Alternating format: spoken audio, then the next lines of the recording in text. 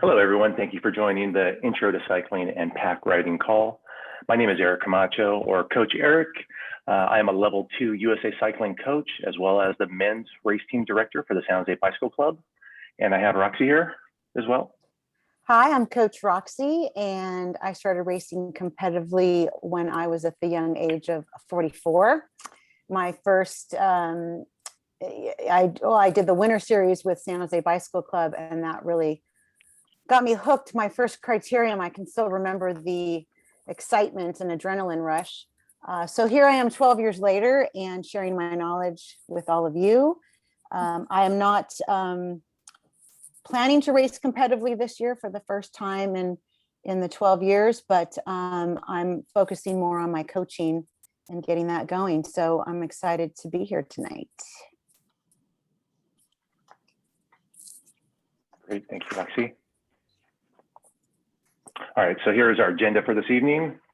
I will not read it to you completely, but we will cover things such as where we begin, skills clinic, communication on the road. We'll cover over fitness and a bunch of many other things. And of course, if you have questions, we will have time for Q&A at the end.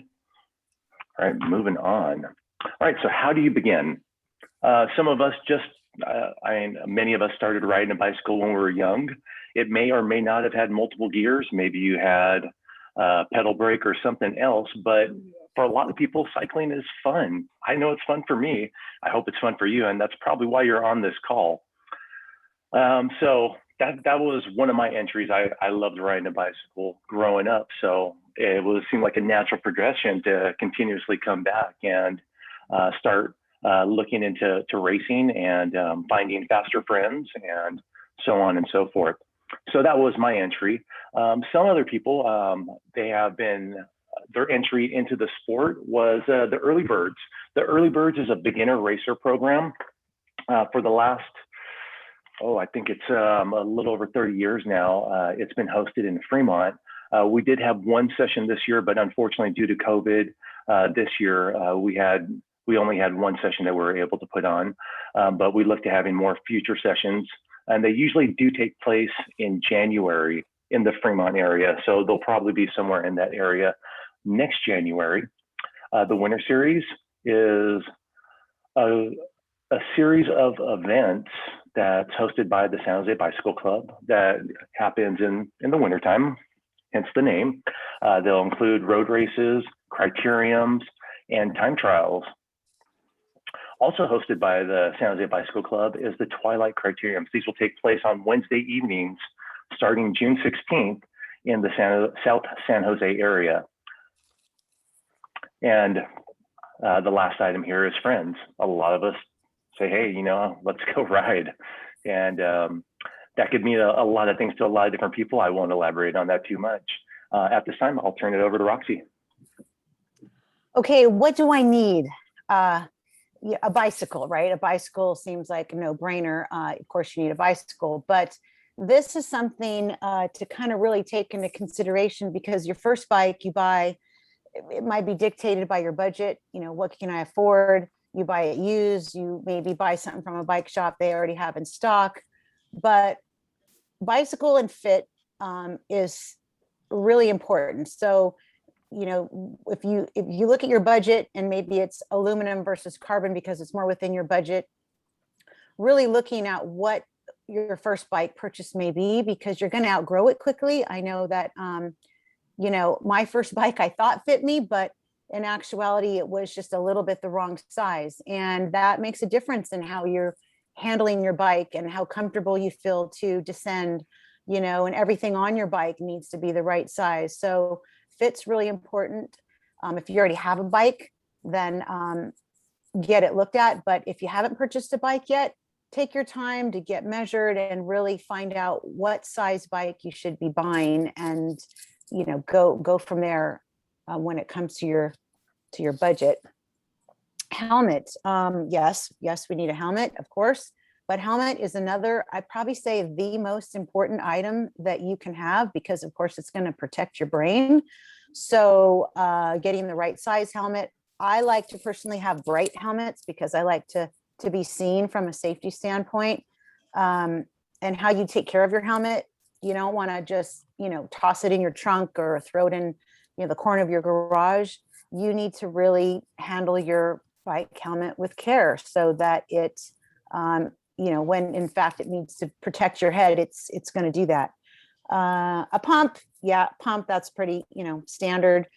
Pumping your tires, that's going to be a whole nother aspect of learning how much tire pressure you like and what tires you have, what wheels you have. And then a tire changing kit. Tire changing kit, something you always want to bring with you when you go out on your own or on a group ride. But of course, if you're racing in a crit, you don't put your saddlebag on your bike, which, if you do, you'll quickly be reminded that that's a really rookie thing to do. And what you put in your tire changing kit. We can kind of go over that, but you want to have some of your basics, the tire levers, your extra tube, your CO2 cartridge, some aspirin, tire patch kit, things like that. So those are the things that you need. All right, I'm going to turn it over to Eric now. Going on to the next slide. So skills clinic. Thank you, Roxy. A skills clinic is basically where you learn how to ride in a group.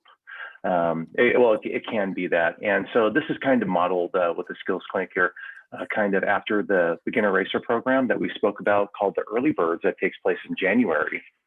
And so at the Early Birds, it's definitely a fast-paced program. We take people that may have just purchased a bike and decided they wanted to start riding with other individuals.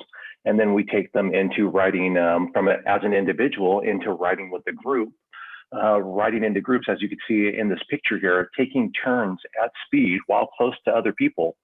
For some people, this is very scary.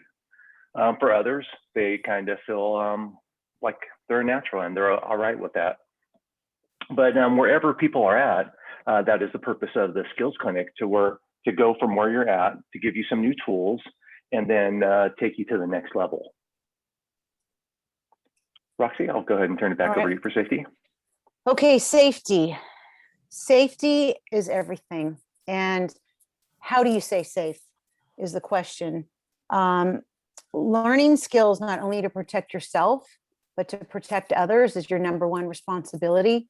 And I'm going to say that again, because that's something that I really want to have our listeners remember, is that learning skills not only to protect yourself, but to protect others is your number one responsibility.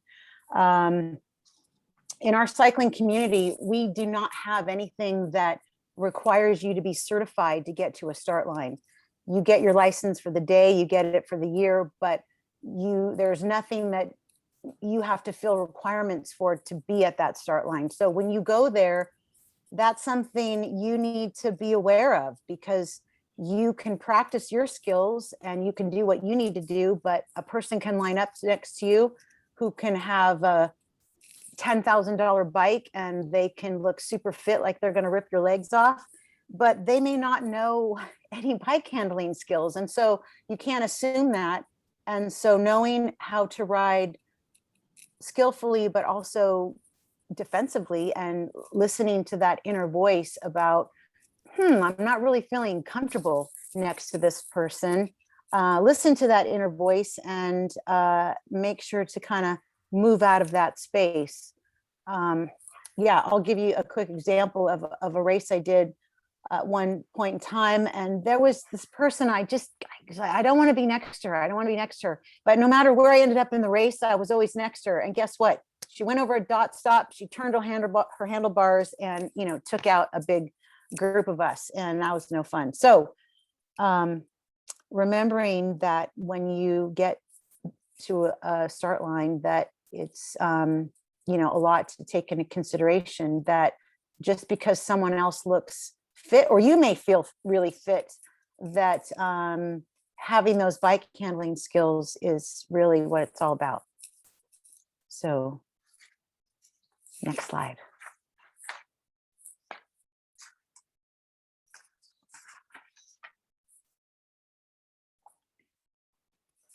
Let's see.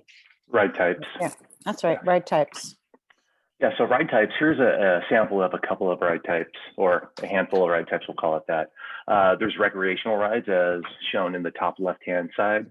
Going around to the top right, this is the beginning of a race with plenty of people in there. It looks more kind of like a century ride. If you look as far as I can see back in the picture, there's just a ton of people there, which is great. On the bottom left, the women's road race. This was at the Olympics in Rio. And then this is just on the bottom right, just a long mountain of switchbacks. Of course, there's plenty other rides beyond this. In San Jose, we have the Hellier Velodrome, which some people are interested in racing track. There's plenty of other rides that are just fun rides. Like I mentioned, there's centuries. Often centuries are rides. Century is 100. So a century ride is typically 100 miles, although they do have metric centuries, which are 66 miles, roughly 67. And then sometimes there's rides even shorter than that. But the benefit of those rides are, if you're new to riding, especially longer distances, is those rides are supported. And what that means is that, let's say you get a flat on the ride, or if you need food on the ride, these things are going to be provided for you. There'll be people that'll be watching out for you to help you fix your flat tire if that's what happens. And there's also rest stops along the ride that will allow you to get food and water and other nutritional items that you'll need to keep going. All right, going to the next slide. Thanks, Eric. Communication on the road. Communication is important, just like it is in all other areas of life, except it can save your life to communicate on the road. Here we just have some examples of left, some different signals for turning right, stopping, and even the stopping, there's another hand signal for that. And these are all standard forms of communication that keep us safe when we're riding together. I would suggest Googling this different language, so to speak, so that you can, we don't have everything here, of course, of, stopping, going, calling things out. You want to be, if we all stay consistent with our communication, then no matter what ride you happen to be on, everyone kind of speaks the same language and it keeps everybody safe. Being predictable is really important when you're communicating out on the road. No sudden stops, kind of letting people know where you're going. And it's your responsibility when you're in front of someone else to be their eyes and ears so that you all kind of work collectively together. So there's a lot of information on that online. So we're kind of just touching on that, but being consistent in communication is pretty standard for all of us that ride together. So it keeps it safe and fun. That's good. That's all I got to say on that particular topic. Thank you, Roxy. All right, so what are the benefits of joining the club? One, like-minded individuals.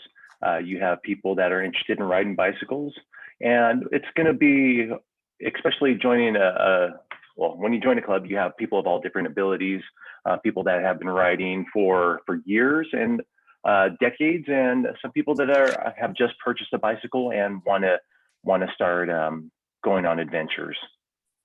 So there are like-minded individuals. There's going to be someone likely at your fitness level that, regardless of where that is, whether you're just getting started or advanced in this sport, that there's going to be other people that are going to ride around the same pace as you. So it can be competitive. It'll be fun. People ride together. And one of the items here that I have at the bottom is support.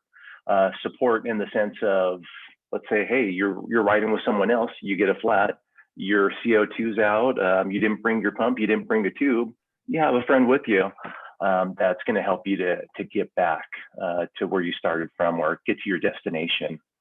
Also, the second point here is people in your area. If you are in a club local to you, there's going to be other people that are probably live local to you that you'll also get to meet and get to ride with. On club rides, the San Jose Bicycle Club puts on club rides on Saturdays. They're posted on our website. And we have club rides we have an A ride and a B ride. And so the A ride typically appeals towards the faster group, which is typically mostly racers within the A ride. And then the B ride is not necessarily slower, but it's just a different group, and it's geared towards those that are newer to the club, or those that are maybe rebuilding fitness. And either way, we have options to appeal to multiple people so that they can have something to be a part of. And if you're interested in joining the San Jose Bicycle Club, we'd definitely love to talk to you. And then, of course, I have in the fourth bullet point here, discounts and sponsorship. We have a lot of very generous sponsors, and they offer us great deals throughout the year. And the price that we pay for membership to be a member of the club is far outweighed by the benefits that we get on products that we're already buying anyways. All right, I will turn it back over to Roxy for the benefits of joining a team. I'm just going to comment really quick, Eric. You covered all that wonderfully, but I'm just thinking about how when you have a partner that isn't into biking and you get so excited, you just want to talk somebody's ear off about it. Well, when you're around like-minded people, you can talk about it as much as you want, which is a benefit. So benefits of being on a team. Well, being on a team is really fun. When I started out with San Jose Bicycle Club, for a number of years, we had very few teammates. So I would be a little bit jelly of the other girl teams that had, they had like cookies and powwows, and I was just kind of off on my own. But there's a lot of support that comes with being a teammate, and there's so much that you learn. And this is like an infinite learning process between the mechanics of the bike, things wheels, handlebars, pedals, shoes, where to go, where to ride, how to train. There's just an infinite amount of learning. So being on a team is awesome, to be able to learn from one another and to set goals and get support for those goals, and have that camaraderie of knowing that your teammates are there for you, in the sport and outside of the sport. So it's been great to have teammates and learn tactics, which is something that you benefit from those that are more experienced than you are on the team. And it's really fun to execute those and work together. So it's awesome to be part of a team. And I'm going to turn it back over to Eric. All right, actually, Roxy, this is okay. Yes. Okay. I'm back to myself again here. Yeah. Okay. Differences in fitness. Everyone's life and physiology is different, so don't compare yourself to others. I'm just going to read through the list. Set realistic and humble expectations and have work-life balance. So this slide is a really key aspect of this presentation that I want to draw attention to, because this is not only a physical game, but it's a mental game, and it plays a big role in how you will enjoy this sport and your longevity in the sport. Knowing how to overcome expectations and to be okay with disappointment is all a matter of perspective.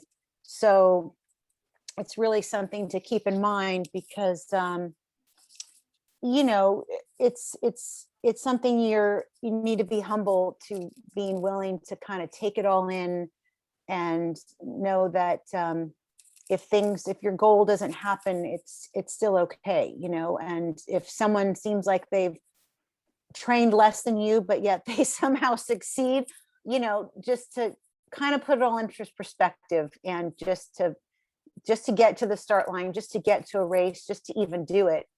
In my book, you're already a winner. So, of course I told myself that many, many times. So I think that's really important mentally going into this sport, is to really take that into consideration. So I just wanted to kind of bring attention to that. In my mind, is pretty important. Great point. Yeah. So gains come in different ways. Like Roxy was saying, everyone's life and physiology is different. And so a heavier rider, they may be able to go faster than a lighter rider in some situations, especially on a downhill. You kind of have a downhill advantage. But then, of course, on the uphill, a lighter rider would typically have an advantage. And, just because you may be the same age or same weight or same height as someone else, your body is definitely made up in different ways. Physiology, you may be more prone to, I lost my train of thought there for the moment. Sorry about that. Right. So anyways, gains do come in different ways, and people's bodies are built in different ways. Muscle fibers, you have slow twitch and fast twitch. Slow twitch is in the past always been geared towards people off of, there's I guess triathlons, you have a lot of slow twitch. People want to be able to go for a long distance for an extended period of time while putting out a minimal amount of effort. That would be on the slow twitch side of muscle fibers, while fast twitch, typically people that usually have very large quadriceps, can be sprinters. And so that quick, fast action, being able to take your speed from 20 miles per hour to 35 miles per hour or faster in a matter of seconds, that would be on the fast twitch side. And everyone's built a little bit different. People can do things that are similar, but everyone's a little bit different, and that's all right. That's perfectly fine. It doesn't matter how you're built, where you're at today. What matters is where you want to go tomorrow. And as coaches, this is what we help our clients this is what we help our clients with. All right, with that. Thanks, Eric. Oh, yeah. Did you have anything you wanted to add, Roxy? No, I think that's great. Okay. All right, so costs. If you look here in the diagram, there are all sorts of pieces that go to a bike. With that, each one of these pieces can be upgraded. And so pricing for a bicycle can start at $100 at Walmart for a 24-speed mountain bike, maybe even road bike. Or you can spend, like Roxy was saying, over $10,000. And then even with that $10,000 piece, you can still upgrade many pieces. And then each of these pieces, not only do they need to be installed appropriately, but one of the things that Roxy was mentioning earlier was being sized appropriately for your bike, or your bike being appropriately sized for you. Everyone's built a little bit different. People have longer and shorter torsos. So you want to make sure that you have an adequate fit so that you're not causing any sort of injury by overusing a certain part of your body. And then at the same time, you also want to be comfortable on your bike. You want to make sure that you can breathe well. And so these are some of the things that you would look at just in your bike fit, and having your bike fit you appropriately. But then there's also maintenance. Roxy talked about changing a tire and the tools that you'll need to do that. But some of the other things, if you, let's say, for instance, hit a bump and one of your tires or one of your wheels goes a little tweaked and it's not rolling quite straight. So there can be a cost there for maintenance to get your wheel re-trued, or maybe this would be something that people may want to take on themselves. There's plenty of YouTube videos out there that show how to maintain your bike and how to do it in a safe manner that's ran by many shop mechanics. And there's a lot of great information out there, a lot of great upgrades that you can add to your bike. But of course, these things cost money, and many of these things can be upgraded. You don't have to buy them all at once. You can buy them as you need them. All right, we'll go ahead and go to the next slide. I want to add one comment on that, and that is, we don't have it on here, but when you clean your bike, that's a good time to kind of look at an inspection of your bike. So when you go through, I found a crack in my frame once, as I was cleaning my bike. So it's important to kind of take the time to go through your bike and check it and see, do I need new brake pads? Is my cassette wearing out? It's just a little add as I'm looking at this whole list of things about the bike to kind of help you know when you might need something new as when you do that. So just a little tidbit there. Yeah, great points. Yeah. One thing I was thinking about maintenance at the very bottom, parts wear out. Parts do wear out. Yeah, you talked about the brake pads, but being familiar with these things as they wear out and how to identify that they're wearing out, it is ideal to familiarize yourself. It'll save you a lot of money in the long run. Typically, a chain will wear out before a cassette will wear out or before a chain ring will wear out.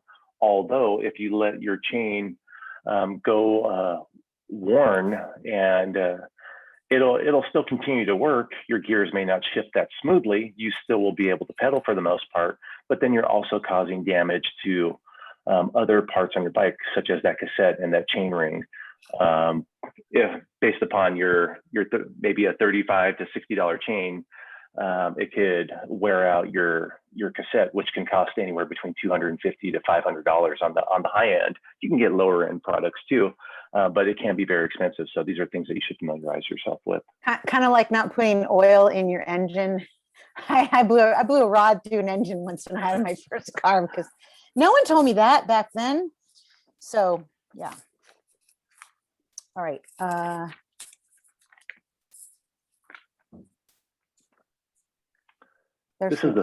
Yeah, go ahead, Eric. Oh, so here's a slide. We're not going to go through these videos, but we will share this slide deck and do encourage you to watch these videos. These are some videos that we put together. Be sure to watch the very top one here about changing a tube on the road. That one's very important. Something that you should learn how to do before you go out on the road and try to experience. It's my COVID tire changing video. So it is, I will, spoiler alert, it is 15 minutes long. So, so there's that. All right, so we will not go through these now, but do encourage you to watch them. All right, we'll go ahead and go to the next slide. Roxy? Additional topics. Do you have pain when you're riding? Let's see, is your bike and handlebars the right size? This all goes back to the whole bicycle fit. And another, thing to make sure that, you're not just buying a bike because I'm buying it off my friend for a really great deal. You can, incur or promote, injuries in so many ways between, the height of the bike, the handlebars, the reach, even things as detailed as you have, your it's called your, why can't I think of the word right now? For your pedals, where your pedals screw onto the, I lost the word right now. Your crank arm, that there's a distance between the crank arm and your shoe that also is determining factor in the revolutions of your knee going around and this and that. So all those things you want to get a good bike fit to help make sure that you don't promote injury and that you can handle your bike properly. The wrong size handlebars, you won't be able to go down into what we call your drops as you're descending and you're in a pack, you need to be in your drops. If you've got the wrong size handlebars, you'll never feel comfortable doing that. Clothing, I love clothing, whether it's for yoga, whether it's for skiing, you got to have lots of options. But a fitted jersey is something you do want, and a good chamois for your shorts. And we have Jackaroo as our clothing provider, which has some great items.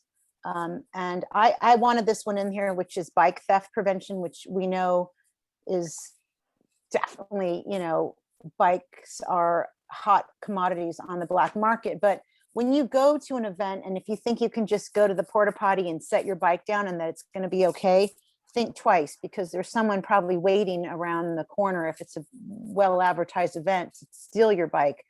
And when you lock your bike up, and this is, probably maybe more information than necessary, but making sure that you thread a cable through your wheels and your frame is important. But probably most important, don't ever let it out of your sight. I don't even leave my bike in my car if I want to go grocery shopping on my way home from a ride, I won't even go because I won't leave my bike inside my car. So anyway, that was just a few additional topics on that. Thank you, Roxy. Yeah. As far as enhancing your ride, I mentioned that you could buy a $100 bicycle at Walmart, and you have plenty of options. We looked at the diagram with all the different parts on a bicycle. Each one of those parts are upgradable, but typically a starting point may be a bike with pedals that are plastic, and that's okay. That's fine. You start wherever you're at, and we'll help you to get wherever you want to go. And so one of the things that makes a big difference as people start to get more serious about cycling is riding with cleats and pedals where your shoes are locked into the pedals. And so while you're pushing down on your foot with the pedal stroke and you're pulling up on the back end of the pedal stroke with your foot, you are connected the entire time. And it helps to prevent dead spots as opposed to let's say the plastic pedals, your feet will move around on the pedals as you're riding, and as opposed to a bicycle cleat and pedal setup, your foot would be in the appropriate location, or should be dialed in to be on the appropriate location on your pedal, and you're there connected to your bike the entire time, so your foot is always in the appropriate position. Also, when you're not connected to your pedals, so plastic pedals, a lot of people tend to ride where they're just pushing down with the other foot, pushing down with the other foot. And it's kind of what would be called mashing or pedaling in squares. And ideally, when you're connected, you want to get to a smooth pedal rotation, more pedaling in circles as opposed to squares. I hope that makes sense. Mm-hmm. Upgraded clothing, can't talk about that enough. I know you talked about the chamois.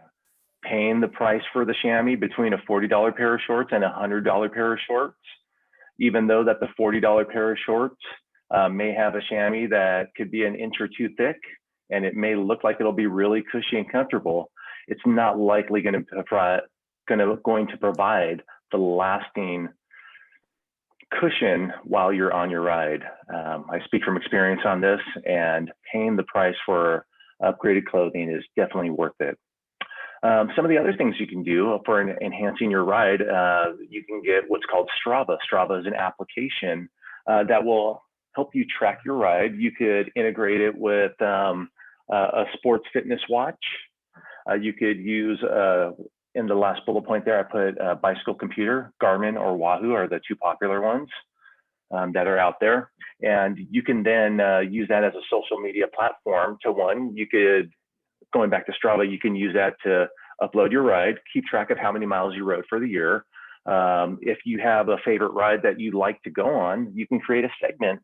And that's just basically going from point A to point B. And then you can track your time and progress over that segment over years to come. And one of the really exciting things is using a tool like Strava is there's a ride that I go on quite often, actually a couple of rides that go in a similar area. One of those rides just happens to be the San Jose Bicycle Club A ride. And so I've done that ride and ridden in that area. I just seen this recently over 300 times on a similar segment. And we're recently on a Tuesday night ride in the same area. I had reached the fastest time that I've done a certain segment over doing it 300 times. So that was a huge boost of confidence. It's like, wow, I ride here all the time, but this was my fastest. So that was pretty exciting. And there's other tools out there too. Training Peaks is a tool that I use to work with my clients to prescribe workouts and also track and monitor fitness. And there's a lot out there. I won't go through a whole list. Is there anything here that you'd like to add, Roxy, or do you want to, or shall we go into the Q&A?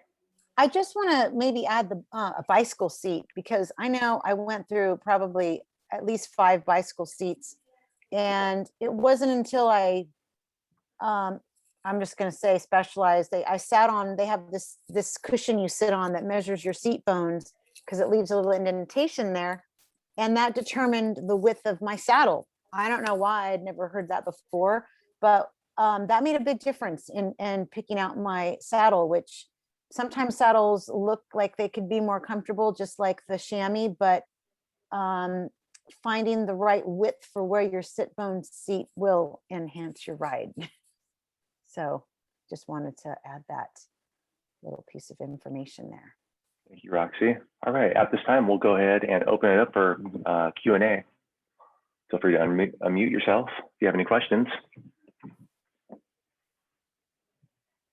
Aileen, you want to tell us your dog's name? How about I ask you a question? That's Oscar. Oscar. Oh, hi, Oscar. He's kind of needy. Oh, that's sweet. So Aileen, where are you joining us from? I'm in Redwood City. Oh, nice. Awesome. And have you been riding a bike long? Just a couple years. Oh, okay. Nice. Well, yeah. Since we we have just a few of you that I can see, so might as well maybe Eric and I will do the question asking. Does it feel like we've covered some good material for you? I think so. Okay, good. Excellent. Excellent. And is it Kaylin? Yeah. I'm in Berkeley.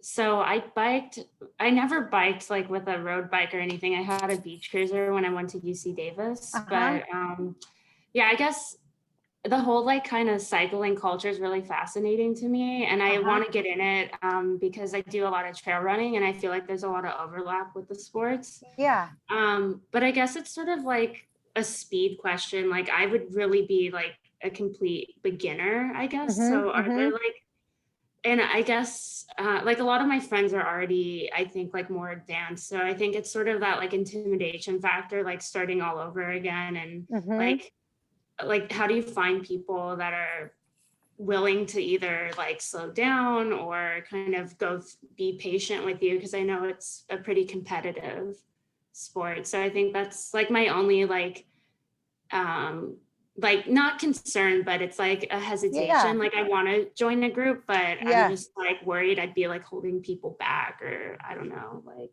I think some of it is your area, right? So some areas, like if you live in Marin, I mean, I would be intimidated if I was in Marin to go ride my bike. But I mean, from a personal experience, I had done triathlon, but I didn't start riding my bike competitively till I was 44 years old. And the nice thing about San Jose Bicycle Club, which unfortunately we're not near you, but it's just kind of like for our club, because it's a club before it's a team, kind of was all encompassed to make people feel welcome no matter what level you were. And like this winter series, if you could come out and come do any of the winter series, that's a non-sanctioned event that we put on that is basically to do mock racing that will allow you to know what it's like and what to kind of experience racing before you're actually in it. And there's in the past, you know, we've had COVID. I don't know what that kind of dynamic will change things, but that's what got me started because it was so welcoming and so like, you know, we're here to teach you no matter what level you are. And there really wasn't any intimidation. And they provided a clinic, which is usually what they do at the beginning. And Eric and I have ran that, where you go to a clinic before you actually start doing these practice events.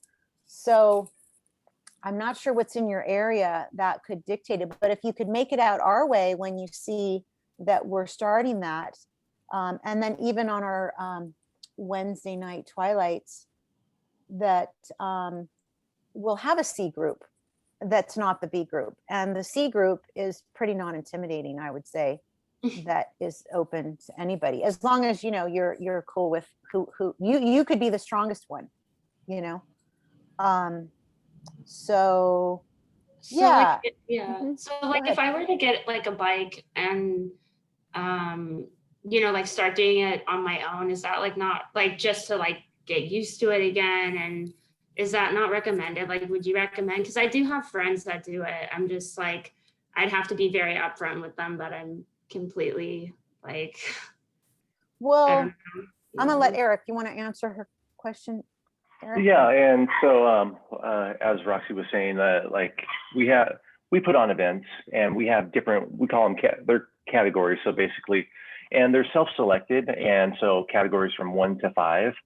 And so the 5 would be basically people that are, I don't want to say the slower, that sounds negative, and that's not what I'm going for. Maybe lesser experienced, or maybe newer to the sport. And so a lot of the 5s would be similar in fitness level, and as well as similar in just in newness to the sport.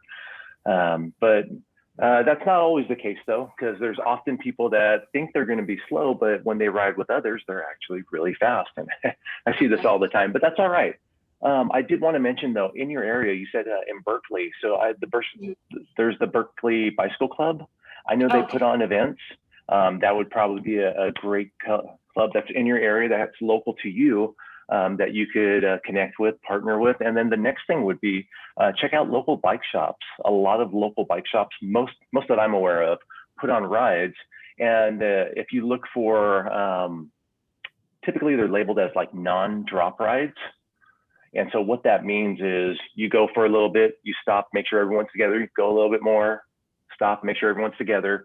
And so the goal is ultimately that everyone stays together and everyone knows that there's going to be a lot of stops. So it's less intimidating for someone newer to the group to come, because one, they tell you that we're going to stop and wait for you if you are slower, and just ride at your own pace. We're here to have fun. Let's stay safe, and we'll all start and we'll all finish together. So those are a couple options off the top of my head. Yeah, I wouldn't, you're going to do this for you, and it makes you feel good. And, I'd probably say the most important thing would be the safety of knowing how to ride in traffic, how to, and that's something that if you have a friend that would be willing to kind of show you the ropes, or you want to, take a clinic or something. Unfortunately, the hard thing happening right now is there's not a lot of like skills clinic that are being put on. There's not a lot of options to kind of learn. So that's something I talked to Eric about, and that we're talking about, that you need to get skills, but yet there's not a lot of places you can go to get that unless you acquire a coach, to do that. And if Eric and I found that there was enough interest, we could put on a clinic if there was enough participation to make it worthwhile to do that, because that's what you need, that will give you the confidence to be able to ride on your own or with the group. So you can ping us with our contact there, and we can talk about that further with you too. Yeah. And I was wondering too, so the difference between like the road biking and then there's gravel too, like where I guess is a little more appealing to me. I know like it's probably more technical because it's like you're in the hills more, but it seems safer, like trail running, where you're like not on the road, or you're not like competing with cars. So I know people that do that, and it seems like scenic more too, like you're in these incredible locations. So it's a different scene too, like the gravel and the cross biking. It's kind of more about, I mean, I've tapped into it a little bit. It's hard to do all disciplines of everything, but it's just got a little more laid back vibe, a little more chill.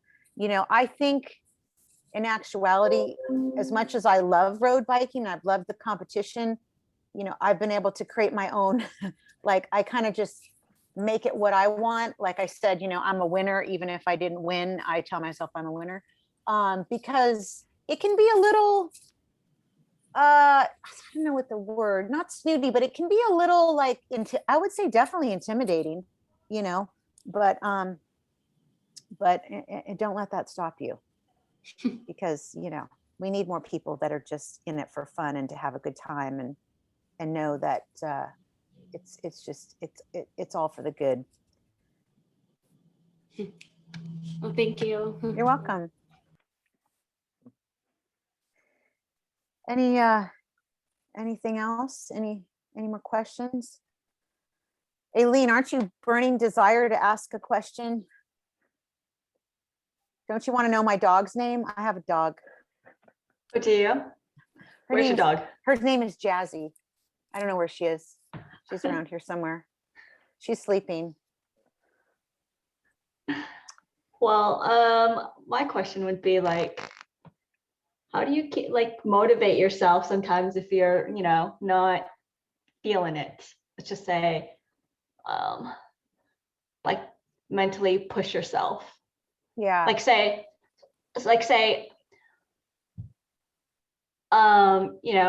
you definitely well, for me, I want PRs. Okay. Yeah. Yeah. And I want to get faster Yeah. at climbing. But there are days where I just unless there's someone there to pace me, Right. and if I'm by myself, I'm I really kind of how do you push yourself if you're solo, Right. as opposed to having someone pace you, or you see someone fly by you and you're like, oh my God, try to keep up. But Yeah. realistically, that's not even possible. I mean, Yeah, that's a very good question. That's a very I good could question. share. Go I ahead. could share something that I've done. And so in the past, I've trained to race, and some days, like you mentioned, I just didn't feel like training. But I had an event coming up. So a couple of things. One, I sign up for an event, and it can be a month in advance, could be 2 months in advance.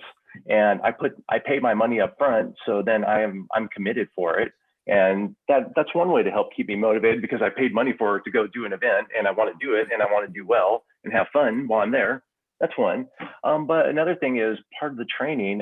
Sometimes I'll go and do intervals. So let's say a hill climb for whatever a set period of time is, whether that's 1 minute, 5 minutes, 10 minutes, or longer, and doing that possibly multiple times. So what I'll do is I'll go to an area with a steep, hard area, and with a steep, hard climb, and I will make sure that I time myself. And what I'll do is, let's say if I have a 10-minute climb that I'm working on, I'll look for pointers or little markers along the path, because I'll do it multiple times.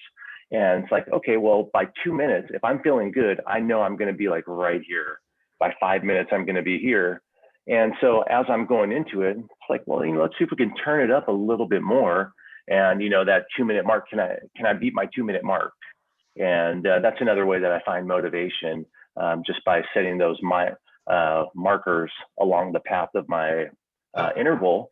And so I could kind of keep track of how I'm doing mentally and physically without putting a lot of effort into it. It's just oh yeah, that bot dot there that's standing out in the middle of nowhere, that's really weird. I'm usually here 2 minutes. So all right, I'll leave it at that. So that's great. Those are great ideas to hear, Eric. I'm trying to think of some different things to add to that.